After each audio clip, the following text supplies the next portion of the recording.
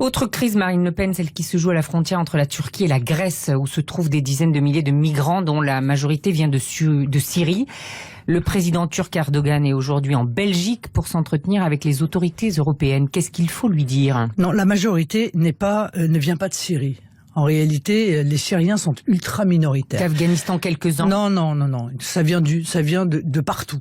Voilà, bref. Qu'est-ce qu'il faut dire à M. Erdogan? Eh bien, il va falloir faire preuve de fermeté à son égard, lui dire que le fait de forcer des migrants de manière violente, essayer de passer une frontière d'un pays européen est inadmissible.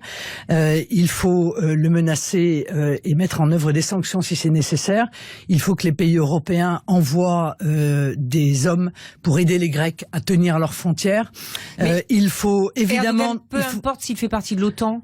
Non mais alors donc on se retrouve dans une situation où on va être allié avec quelqu'un qui est en train de forcer par la violence les frontières d'un pays européen. Ça pose le problème, c'est vrai, de l'OTAN. Mais permettez-moi de vous dire qu'aujourd'hui l'Union européenne, Madame von der Leyen, et je lui envoie un courrier ce matin d'ailleurs, est aujourd'hui en train de dire qu'en fait ce qu'il faut c'est payer à nouveau les Turcs. Donc on va encore donner à peu près 500 millions aux Turcs qui sont en train de mener ce qui normalement s'analyse en un acte de guerre, forcé, y compris militairement, parce que semble-t-il il y a des forces armées turques qui aident les migrants à forcer la frontière grecque. C'est un acte de guerre. Donc on ne peut pas se comporter ainsi, totalement soumis à l'égard de la Turquie.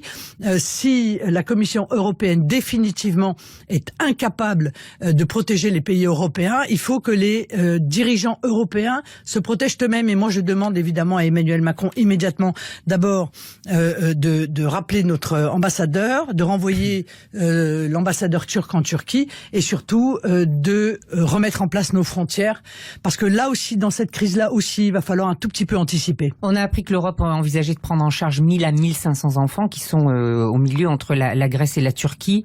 On ne sait pas quel pays, mais c'est ce qu'il fallait faire. Mais le problème, arrêtez de regarder immédiatement le détail d'un problème, si je puis me permettre. C'est un détail. Oui, c'est un détail des enfants. Mais oui, madame, parce que à la limite, les 1000 enfants, on les prend. Ont besoin de madame, soins et madame, les 1000 enfants, on les prend. Les 1000 enfants, on les prend. Il n'y a pas de problème. C'est pas ça le problème. C'est pas ça le problème. On les prend, on les soigne, on les nourrit, on les loge, il n'y a aucun problème. Le problème, ce sont potentiellement les millions de personnes qui envisagent de passer cette frontière. Parce que le réservoir est infini de ceux qui souhaitent venir en Europe tenter leur chance. Il est là le problème. Voilà. Alors regardons encore une fois le problème dans sa globalité, parce que c'est la globalité du problème qui risque de nous poser de très lourds soucis dans le futur. Ces gens, on en fait quoi ? Tous ces gens-là qui sont à la frontière, coincés entre la Turquie et la Grèce? Eh bien, on les laisse derrière la frontière. Ils sont pas coincés entre la Turquie et la Grèce, ils sont en Turquie. On les laisse en Turquie.